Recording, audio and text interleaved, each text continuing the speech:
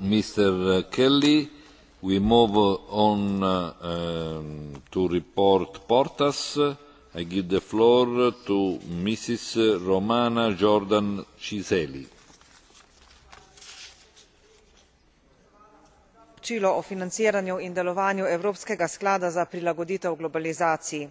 Evropska solidarnost je za mnoge abstrakten pojem, to pa je mehanizem, od katerega bi morali imeti koristi neposredno posamezni evropski državljani, in to takrat, ko so v stiski in težki situaciji. Izkazalo pa se je, da sklad ne deluje dobro. Zato od Komisije pričakujem, da bo s vso resnostjo upoštevala zahtevo po vmesnem pregledu delovanja sklada in reviziji regulative.